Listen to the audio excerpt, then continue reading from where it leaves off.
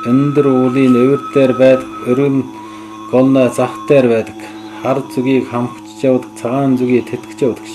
Ширээ чулуу шинжтэй, көшөө чулуу хөргтэй, күн намтын сахиулж болсон түн бөөгийн төрөг болсон мингэн бөөгийн багш болсон хан хайрхан уул минь хамаг амтныг өршөө чаарлаа.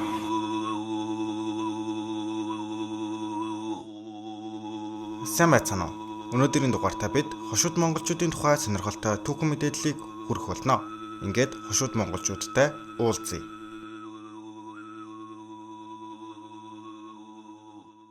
Хошууд бол ойрдын 4 том бүрэлдэхүүний нэг бөгөөд 17 дугаар зуунаас хойш Монгол, Төв Аз, Төвд, Хятад зэрэг олон бүс нутгийн түүхэнд чухал үүрэг гүйцэтгэсэн Монгол ард түмэн юм.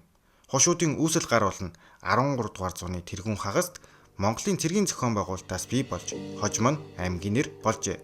Тэдний дээд угсаа гар бол Чингис хааны дүү болох Хавт Асартай холбогдох бөгөөд их эзэн Богд хаанаас Хавт Асарт сойргосон ард түмний нэгэн үр сад нь хошуудууд гэж ойлгож болно. Анхандаа хошуудууд нь Зүүн Монголын нэг хэсэг байсан мөлий. Тэд дайн тулааны тэргүүн игнэнд явж сум мэд шурган орж дайсны цэргийн зохион байгуулалтыг алдуулах тэргүүн цэргийн цэргүүд юм. Ижил мөрөнд амьдарч буй хошууд нараас угсаатан зүйч Санчиров тэргүүтээ судлаачдын тэмдэглэн авсан хил зүгэн хошуун дээрээ дархлагдсан буюу би хошууны тэргүүн игнэнд зогсох эрхээ өөрөө олсон хэмээх хэлцэн тэдний хичнээн баатар зөрөгтэй хүмүүс байсныг илтгэдэг. Ерөөс хошуу цэргийн манлай бол бидний хамгийн сайн эрс зөрөгт баатрууд билээ. Эзэнт гүрний уналтын дараа хошуудууд Хавт Асрын угсааны ноёдод захирагдан Хорчин аймгийн хамт Хянган хаваар нутаглаж байв. 15 дугаар зууны ихэнх хагаст Хасрын 8 дугаар үеийн ач Араг төмөр, Өрөг төмөр ах トゥ хоёр муудалцсан. Дүү Өрөг төмөр нь албат ардаа дагуулan хорчноос салж ойрдын тогоон ташиг түшиж очсноор ойрдын хошууд аймаг бий болжээ. Хошууд нар нь 15 дугаар зууны ихээр ойрдод нэгдээд анхандаа хүч нөлөө нь бага байсан тул ойрдын голлох цорст хараат байдалтай зэрэгтэж байв. Харин 16 дугаар зуунаас хошууд аймгийн хүн ам нь нилээд ошрон, мас үргийн тооч нэмэгдэж, том ноёдын эдийн засгийн хүчин өсч ирэхэд тэд улс төрийн талаар бие даан, цорсын ноёдын иргэшээлд шууд дуулууртай захирагдахгүйг ирмэлцэв. Ингэснээр 16 дугаар зууны ихэнх үеэс Цорос, Хошууд, Торгууд, Дөрүүд зэрэг аймаг ойрдын голлох 4 аймаг боллоо. Урдын хойд баатууд нар дайн тулаанд ялагдаж хүн ам нь нилээд сарнсан учраас Цорс зэрэг аймгийн захиргаанд багтаж орсон байна. Хошуудын зарим ноёд 1590-ад оны дунд үед Хами болон Турпаны зарим нутгийг иргэшээлдээ оруулан бар хөл өрөм цавьд нутаглах болжээ. Мөн зарим хошуудууд торгуудуудын хамт ижил мөрнөл рүү нүүсэн нь ойрдын төдийгүй нийт монголчуудын түүхэнд тэмдэглэгдэх томоохон үйл явдал боллоо. Харин хошуудын үндсэн хэсэг нь 1630-ад оны сүүлээр хошуудын Гүүш хаан төр байхын удирдлагадор Хөхнөөрт очиж нутаглав. Улмаар Гүүш хаан Төвдийн хаан ширээнд сууснаар хошуудын зарим нь Төвдөд орж суусан агаад тэднийг идүүгээ Сог Монгол буюу Дамын Монгол гэдэг. Анх Хөхнөөрт төр байхыг ирэхэд тухайн бүс нутаг нь шашны хагарал бутралтай, дайн дажинтай газар байсан агаад тодорхой хэлбэл бурхны шашин дотооддоо улааны болон шарын химэн хоёр хуваагдаж нэг нь нөгөөгөө дарахыг хичээж байв. Тухайн цаг үед монголчууд ч мөн нэгдсэн засаг захиргаагүй байсан бөгөөд Зүүн Монгол, Баруун Монгол нь засаг захиргааны хувьд маш олон жижиг хаан тусуудад хуваагдсан байлаа. Хэдийгээр монголчуудын энэ бутрал бидний хүчийг сулруулж байсан ч бүс нутагтай хангалттай нөлөөгөө тогтоож дахин гадагш дэлхийг оролдож байсныг дурдах хэрэгтэй. Харин чухам яагаад бид Төвдийн химээгдэх бурхны шашинтай холбогдох болов? Ерөөс шашин химээгчийн дор асар их мөнгө, эрх мэдэл эргэлддэг бөгөөд буддизмын эртний урсгалууд болох улааны олон урсгалууд нь сүм хийдүүдэд хуримтлагдсан мөнгө, мал, эд хөрөнгө, сүсэгтэн олны хандив зэрэгт хэтэрхий шунь харж буддизмын үндсэн утга санааг алдагдуулж байлаа. Энэ байдлыг анзаарсан Төвдийн залуу лам Богд Зонхов улааны урсгалын богширсан асуудлыг шүүмжилж шашиндаа маш том шинтгэл хийснээр шарын химээх урсгал бий болжээ. Дурддагч буй энэ цаг үед 5 дугаар Далай лам шарын шашны тэргүүн байсан бөгөөд улааны урсгалынхантай хийх тэмцэлдээ хошуудын Гүүш хаан төр байхаас тусламж хүсжээ.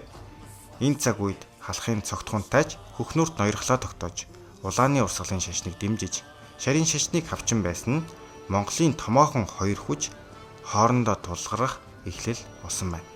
Нэг талаас хошуудын Гүүш хаан төр байх 10,000 зэрэгтэй, нөгөө талаас халахын цогтхонтайч 30 мянган зэрэгтэй тулалдсан бөгөөд ахан дүүс монголчууд хоорондоо төвдийн шашны өрсөлдөөнөөс мөн хинийн энэ бус нутагт ноёрхын төлөө хоорондоо алалцжээ. Энэ тулаанд төр байх ялж хоёр талаас асар их зэрэг хорогдон тулаан болсон газар цусан улаан өнгөтэй болсон тул их баг улаан хошуу хэмээн нэрийдэх болсон хэмээн нутгийнхан домгилдог байна. Улмаар Гүүш хаан Хөхнүрт ойрдын олон өрхийг цуглуулan төвдийг байлдан дагуулахаар урайлснаар хошуудын хаант улс байгуулагдлаа. Удалгүй тэрбээр төвдөд өөрийн ноёрхлоо тогтоож төвдийн хаан болсон ба Далай-ламын төр ба иргэний хэргийг хязгаарлаж төвдөд өөрийн засаг захиргааг шинээр байгуулжээ. Түүний удирдлагын дор шарын шишин төвдөд нөлөөгөө бүрэн батгахсан байна. Зарим их сурвалжид тэмдэглэснээр хошуудууд шарын шишний нөлөөг тэлэхээр Бутан руу хүртэл давтаж байсан бөгөөд харамсалтай нь энэ дайн амжилтгүй болж байжээ.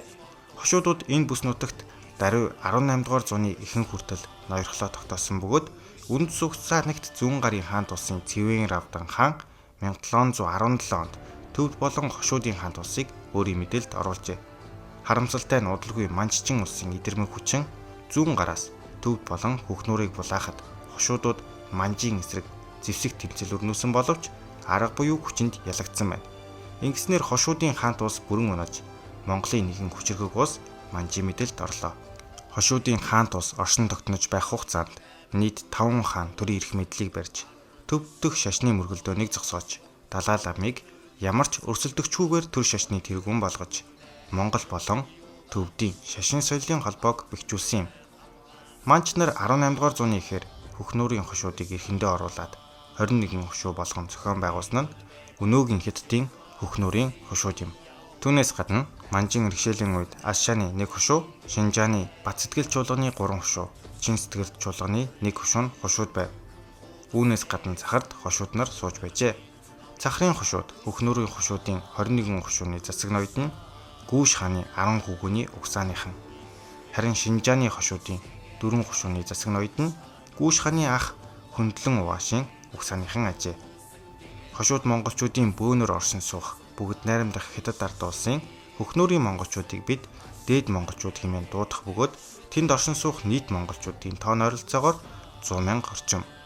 Мөн Оросын албаны улсын халимгийн бүгд найрамдах улс Монгол улсын Ховд аймагт хошуудууд нь бөөнөр орсон сууж байна. Баатарлаг түүхт хошуудуудын талаар энэхүү дугаар маань энэхүү төгсөж байна. Удахгүй уулзцгаая.